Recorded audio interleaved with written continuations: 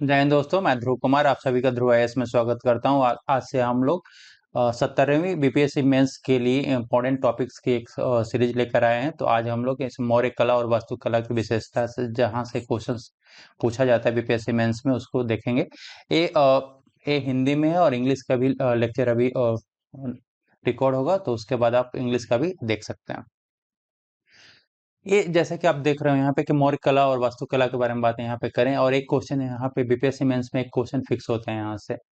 तो यहाँ पे बात करें कि मौर्य कला और वास्तुकला के बारे में, तो ये बेसिकली हमारा स्वदेशी रूप से गंगा नदी के किनारे विकसित हुआ था। और ये जो सिंधु घाट की सभ्यता के पतन के बाद प्रमुख केंद्र बना था।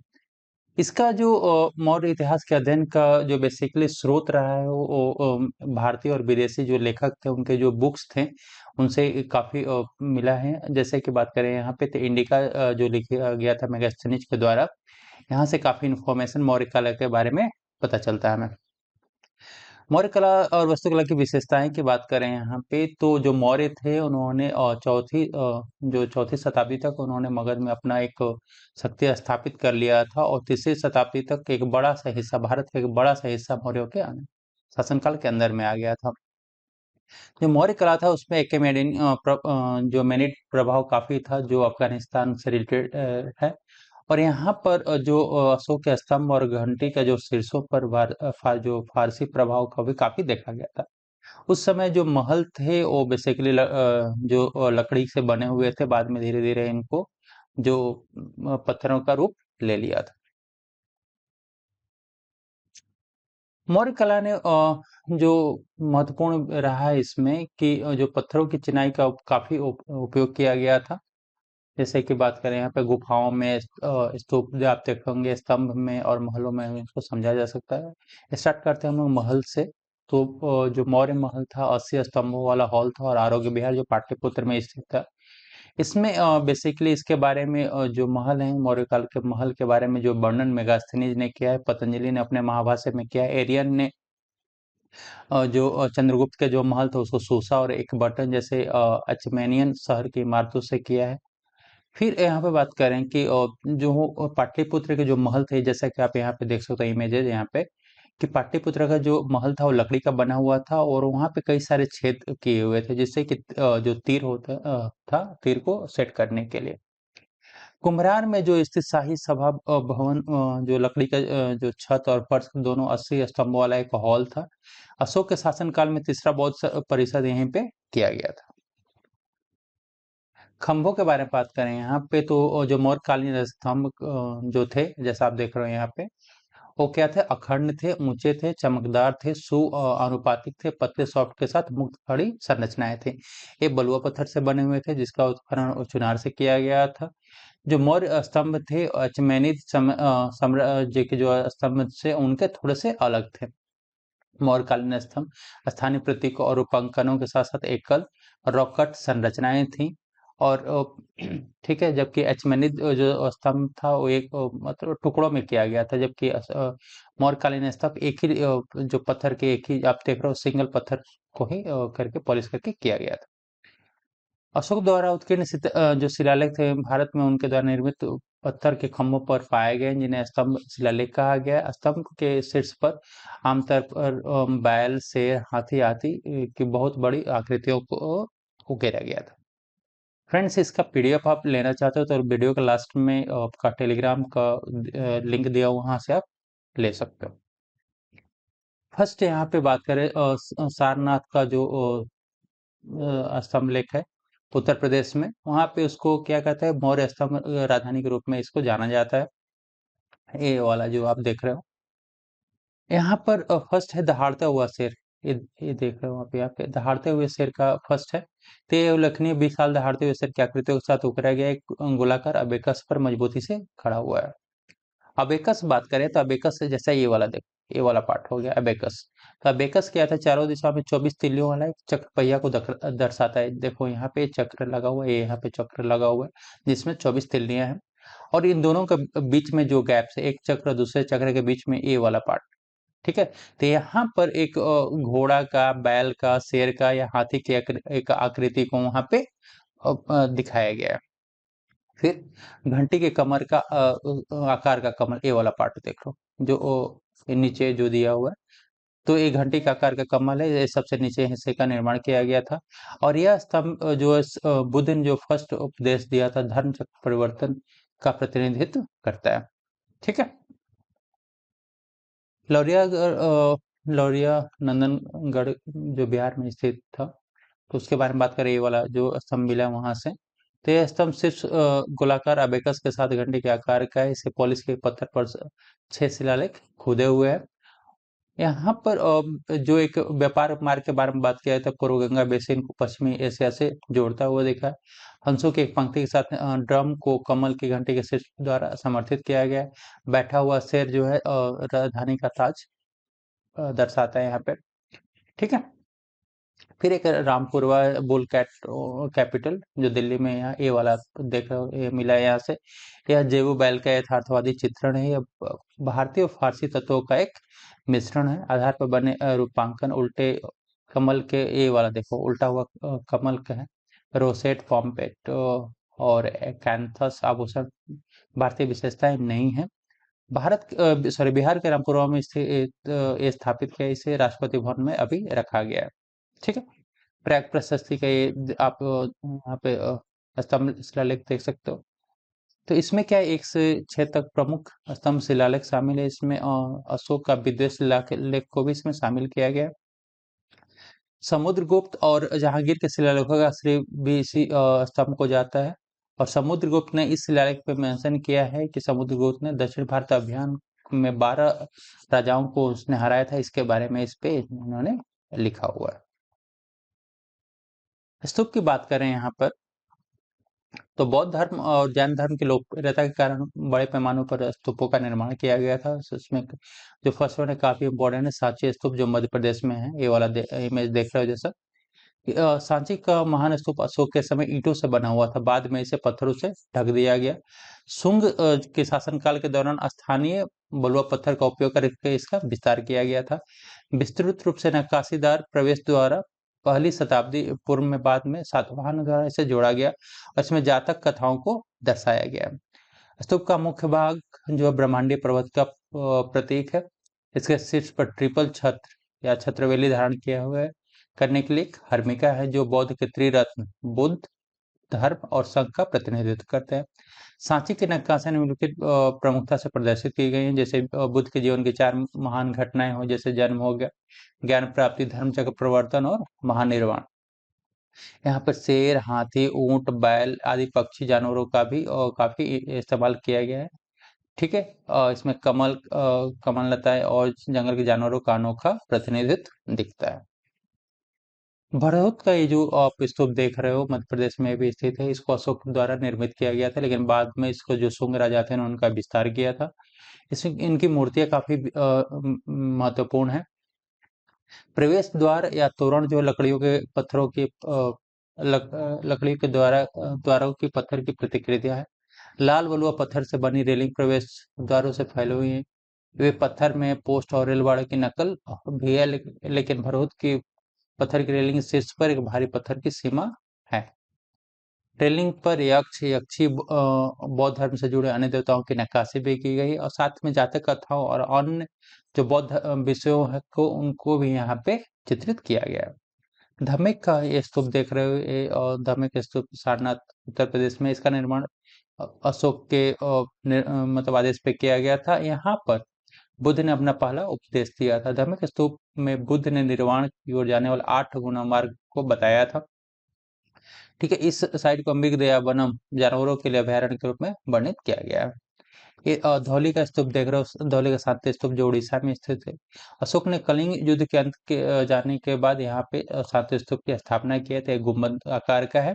ठीक है। और यहाँ पर भगवान बुद्ध की 4 विशाल मूर्तियां स्थित हैं, जो उनके जीवन के प्रसंगों को दर्शाता है।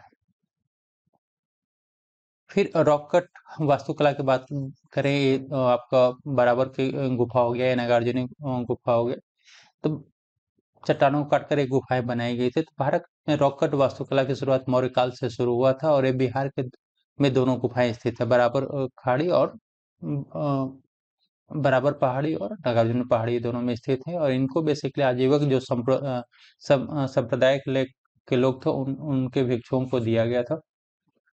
ठीक है। मखली घोषाल द्वारा स्थापित किया गया था। बराबर पहाड़ी की गुफाएं की बात करें, यहाँ पे 4 गुफाएं स्थित हैं, जैसे लोमस ऋषि हो गया, सुदामा हो गया, विश्वामित्र हो गया और कर्ण चौपाड़ गुफाएं हो गई। सबसे प्राचीन जो गुफा है सुदामा गुफा है। इन गुफा में सबसे नया और बेहतरीन नमूना प्रसिद्ध लोमस ऋषि गुफा है। ठीक है। यहाँ पे अशोक के शिलालेखों को दर्शाया गया है। फिर नागार्जुनी पहाड़ी की गुफा की बात करें तो यहाँ पे 3 वैथिक वदथी का गुफा है, पापिया का गुफा और गोपी का गुफा है। यहाँ पे अशोक के पुत्र जो दशरथ थे, उन्होंने पता चलता है कि उन्होंने आजीव को भिक्षुओं को ये दान में दिया था। ठीक है। मिट्टी के बर्तन के बारे में जैसे आप यहाँ पे देख रहे हो, तो उत्तरी काले पॉलिश वाले बर्तन थे। यह लौ युग में विकसित किए गए थे। काले रंग के साथ अत्यधिक पॉलिश वाले गेज कोटिंग किया गया था। आमतौर पर ये विलासिता के वस्तु के रूप में इसे देखा जाता है। ठीक है। मूर्तियों के बारे में बात करें, यहाँ पे तो यक्ष और यक्षिणियों की बहुत बड़ी मूर्तियां जो पटना, विदिशा और मथुरा जैसे स्थानों से प्राप्त की गई हैं। यह यक्ष पूजा की लोकप्रियता को दर्शाता है कि कैसे बौद्ध और जैन धार्मिक स्मारकों में इनका काफी प्रतिनिधित्व है। जैसे जो दीदारगंज से मिला है हमारा यक्षिणी चौरी वाहक विहार, ये वाला आप जो इमेज देख रहे हो, ये लंबी सुगठित और मुक्त खड़ी मूर्ति है। ये पॉलिश की सतह से बना हुआ बेसिकली बलुआ पत्थर से बनाया गया है इसको। इसमें खुशी और उदारता को प्रदर्शित किया गया है। ठीक है। ये वाला आप देख रहे हो धौली हाथी उड़ीसा का है बेसिकली। तो ये जीवित चट्टानों में उकेरा गया है। इसमें जो है कि अशोक का शिलालेख पाली में सेवतो सफेद शब्द के साथ समाप्त होता है। इसमें जो हाथी है उसको राउत को दर्शाया गया है, जो काफी भारतीय धार्मिक ग्रंथों में काफी उसकी चर्चा है। ठीक है।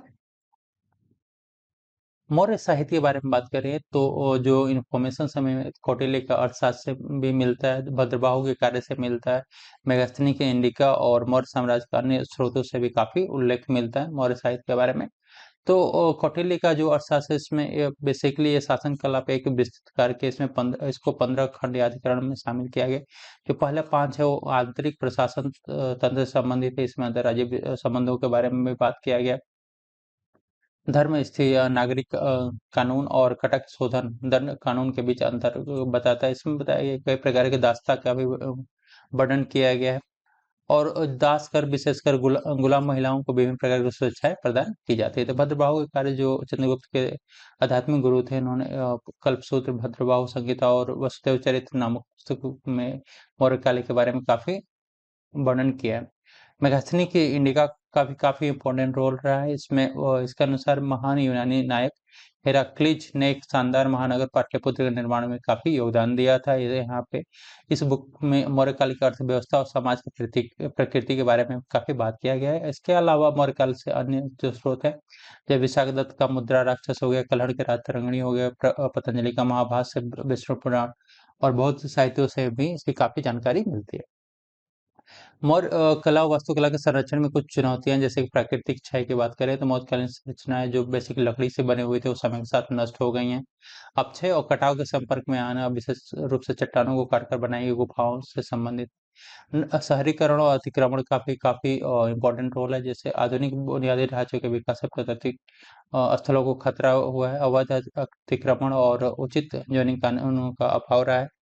प्रदूषण और जलवायु परिवर्तन, जैसे अम्लीय वर्षा और वायु प्रदूषण पत्थर के शिलालेख मूर्तियों को नष्ट कर देते हैं। बदलती जलवायु परिस्थिति के कारण गुफा अवस्था में पानी की क्षति होती है। चोरी, अंतर्राष्ट्रीय बाजार में मौर्यकालीन मूर्तियों और कलाकृतियों की काफी तस्करी की जाती है। चट्टानों को काटकर नई गुफाएं और स्तंभों को भित्ति चित्र और विरूपण किया जाता है। ठीक है।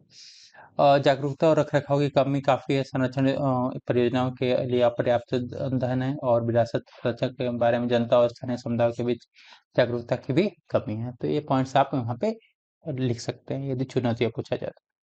सिफारिशें क्या-क्या है? तो संरक्षण प्रयासों को सुदृढ़ करना है, जैसे कि जो भारतीय पुरातत्व सर्वेक्षण एएसआई द्वारा मौर्यकालीन जो स्थल है उनका नियमित निगरानी किया जाए और जीर्णोद्धार किया जाए। संरक्षण के लिए लेजर सफाई और सुरक्षात्मक कोटिंग जैसे आधुनिक वैज्ञानिक विधियों का उपयोग किया जाए। सामुदायिक जुड़ाव और जागरूकता में हेरिटेज वॉक, प्रदर्शनी और शैक्षिक कार्यक्रमों का आयोजन करना चाहिए। उसमें स्थानीय समुदायों को शामिल करना चाहिए। कानूनी और नीतिगत उपाय जैसे अवैध उत्खनन और कलाकृति की तस्करी के खिलाफ सख्त कानून बनना चाहिए। यूनेस्को और मरकालीन स्थलों को यूनेस्को द्वारा विश्व धरोहर घोषित करना चाहिए। सतत पर्यटन के लिए यहाँ पे ऐतिहासिक स्थलों पर पर्यावरण अनुकूल पर्यटन प्रथाओं को लागू करना चाहिए। डिजिटल दस्तावेज के लिए 3D स्कैनिंग और आभासी जो आपको वास्तविकता का उपयोग करना चाहिए इन अवशेषों को संरक्षित करने के लिए। ठीक है, एक ऑनलाइन डेटाबेस तैयार करके सारी चीज़ों को मैनेज करना चाहिए। फिर यदि क्रिटिकल एग्जामिन पूछता है कि मौर्य कला के बारे में आप क्रिटिकली एग्जामिन करके लिखे थे, यहाँ पे कुछ पॉइंट्स है, जैसे 5 पॉइंट्स है, तो आप यहाँ पे लिख सकते हो। जैसे विशेषकर अशोक के स्तंभ और राजधानियों में अचनमित फारसी और यूनानी शैली का भारी प्रभाव देखा गया। मौर्य कला की मौलिकता पर सवाल उठता था। बाद में जो गुप्त काल के विपरीत जिसमें जटिल नक्काशी पर जोर दिया गया था, मौर्य जो कला था अपने प्रतिनिधित्व में अपेक्षाकृत सरल और औपचारिक था गुप्त काल के कंपेयर में। तो ये फर्स्ट क्रिटिकल एग्जामिन में पॉइंट हो सकता है। सेकेंड होता है अपनी भव्यता के बावजूद जो मौर्य स्तंभों की कार्यात्मक उपयोगिता सीमित थी, जो मुख्य रूप से संरचनात्मक तत्वों के बजाय शिलालेख के रूप में काम करते हैं। बाद में भारतीय स्तंभों उदाहरण के लिए जैसे गुप्त कला के लौह स्तंभ या मंदिर के विपरीत मौर्य स्तंभों में कथात्मक नक्काशी और अलंकृत राहत का अभाव देखा गया था। ये सेकंड पॉइंट है। थर्ड पॉइंट है कि प्रारंभिक स्तूप संरचनात्मक रूप से सादे और मामूली थे, जो विस्तृत नक्काशीदार पत्थर के बजाय ईंट से बने हुए थे। बाद में समय के विपरीत स्तूप की सजावट काफी न्यूनतम थी और जटिल नक्काशी केवल बाद के चरणों में देखी गई है। ये थर्ड पॉइंट था। फोर्थ पॉइंट आपका एक मौर्यकालीन चट्टानों को काट कर गुफाओं का आंतरिक भाग अत्यधिक पॉलिश वाली सतहों के साथ सरल था, लेकिन जटिल नक्काशी नहीं था वहां पे।